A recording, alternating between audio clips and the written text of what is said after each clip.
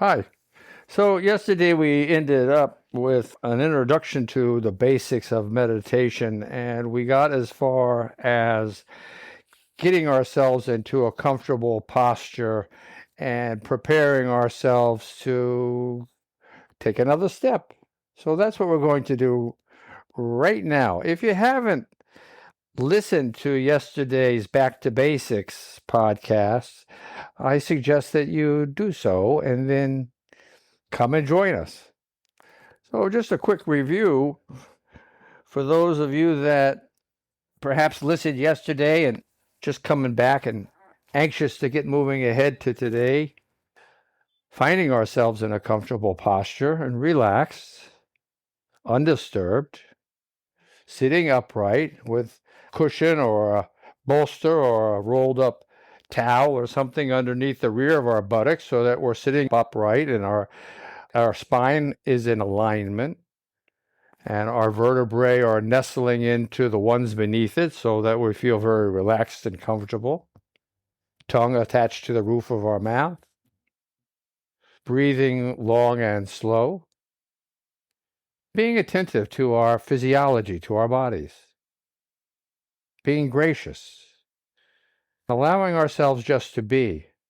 Assuming the posture or the philosophy or the ambiance of just being a witness to oneself and to the events as they're unfolding right now, in these moments, feeling a sense of warmth that is emanating from our bodies, feeling a sense of ease, a sense of calm, and allowing ourselves just to relax and let everything be like a soft breeze, tranquil, easy peasy, as a friend of mine likes to say. Being attentive to our breathing process. We all breathe in. We pause at the top of our breath. The lungs do their magic. And then we breathe out carbon dioxide laden air. And when we've breathed out enough, we pause again. And then we get a notion that it's time to breathe again. So it's a 4-part process, in my opinion. But you'll hear people say 3-part. And I guess it's like everything. It's a communication. Communication is just like everything else in the universe, always changing and has a different meaning in every moment. And even the same words, if they have a different tonality, of course, have a different connotation and a meaning to each of us. So it depends on circumstances. It depends on tonality. It depends on everything. So what I call 4-part, someone else calls 3-part. Is one right or one wrong? I don't know. Not necessarily. It's the same thing with meditation and mindfulness techniques. There's an infinite number, first of all, because everyone, no matter what, is unique, and no matter what they're told, they're going to do it in a unique way. So how many ways are there to meditate? Well, there's 7 billion people, there's 7 billion ways of meditation. Do they have similarities? Oftentimes they do. And so that's why we can utilize a conversation to communicate different ways and different ways that we utilize different things as tools. So again, not to digress, but here we go. We're breathing. And I'm asking you, please, to not only be aware of your breathing, but to purposefully control it and to slow it down a little bit and to deepen it and to be playful with it, allowing yourself to be curious. And I'm suggesting it with your breath, but I'm suggesting it with everything in your life, that you take these suggestions and you carry them beyond a meditation or mindfulness session like this and take it into the world where you spend most of your day, most of your time. To be curious, to smile, to be joyful, and to find ways to accomplish this. This is what a tool is. A tool is used to accomplish a task. And the task that we're talking about accomplishing is self-evolution, self-realization, illumination, revelation. These are the things that we're searching ourselves to do and helping ourselves to do, to find awe. As we're breathing more intently, more deeply, we're analyzing in part what is giving us our bodily warmth. Right? Our body is warm. We spoke about it yesterday. If you put your hands together, you're going to feel that there's an emanation of heat in between your hands, caused by the process of your organs, of your self-breathing and your respiratory process, and in your circulatory process of the squeezing of your heart, of your circulation, of your bloodstream, the pressure that your heart is squeezing the blood to be flowing. It's got to go all the way around your body and come back to your heart again. It's quite an accomplishment, and it is most certainly a miracle. And again, in just having these thoughts of themselves are reason to be in awe, to share with your own being how incredibly lucky each of us are.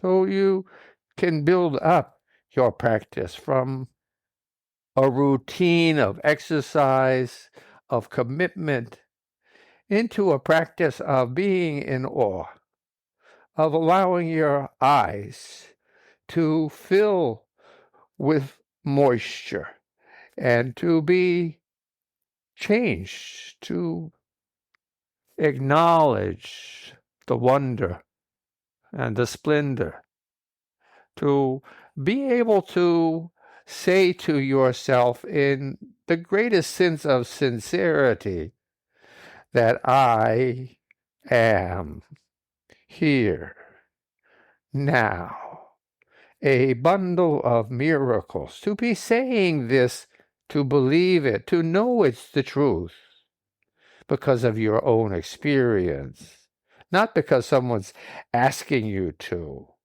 or that you're reading about it or hearing about it, but that the feeling emanates from your own body, your own mind, from your own experience. I am a bundle of miracles. This is also something that people call an affirmation. I am strong. I am a bundle of miracles. I am conscious. I am understanding. These kinds of phrases, and phrased in such a manner as I've just shown you that one can say them, are very powerful tools for you to utilize in your own endeavor of growing. This is a way of planting seeds. I call myself Zoran the gardener.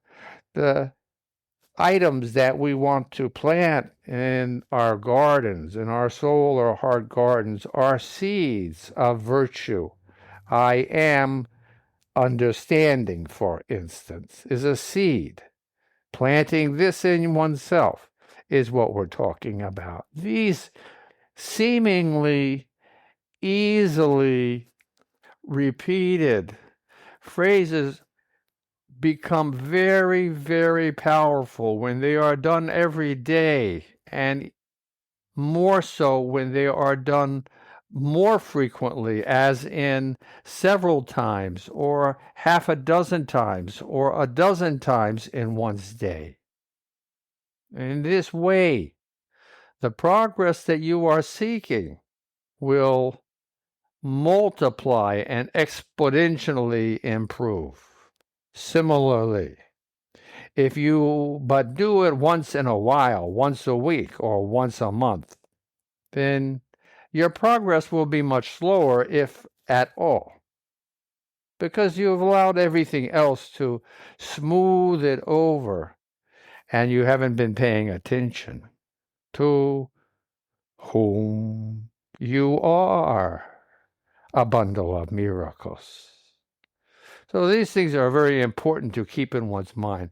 Meditation is more than just sitting with a desire to have some kind of an experience. You have to create this experience inside. That's why it's so important to feel a sense of awe, of reverence, of astonishment or amazement about what you are, what we are part of, whom we are. Oh, we feel ourselves breathing, we're paying attention, we're realizing that we are creating heat, a sense of abundance. Let's just take a look inside and see what we've got. We've thought about our lungs, and we're continuing making an effort to remember our breathing, and we're studying what we're doing from time to time. But let's take a moment before we go any further and just review something that's important. Sometimes you're going to forget when I ask you or you ask yourself to do something. And oftentimes when people don't have a wider or broader perspective, there's a tendency to be disappointed, even to be angry with oneself. And I'm suggesting to you that rather than be this way, be more understanding. Have some compassion. Have some empathy. Why do I say this? Gee whiz, because I haven't been doing what I'm supposed to do and I feel badly about it. No. Think about, in a wider perspective, whom you are. You're a Homo sapien. For hundreds of thousands, if not millions of years, if you didn't have your wits about you, if you didn't have your eyes darting one way or the other, if you didn't have your mind multitasking, then you might be dead. A saber-toothed tiger, or some kind of other animal, or perhaps another Homo sapien, would have taken your life and eaten you. So don't be discouraged by a lack of heightened ability to focus and maintain a sense of concentration. Be glad that you are whom you are. It has brought us this far in our evolution. We are still children. The Aquarian age is just dawning over the last 5 or 10,000 years out of a history that spans 3+ billion years of evolution of life on our world. Oh, when you do remember that you've set a task before yourself, like to remember your breath or to remember your pulse, be kind. And in this realization, smile, because you've already started to return to your task at hand. Oh, again, we find ourselves, after this amount of time has passed in our podcast today, that I'm going to bring it to a conclusion. And I think in our next podcast, then we'll actually get through a full meditation that we could normally do in 14 minutes. But I'm extemporaneously expanding it to give you a little bit broader feeling of what I have in mind for us. Okay? So I'm going to bid you adieu right now, and let's continue this tomorrow, okay? Namaste.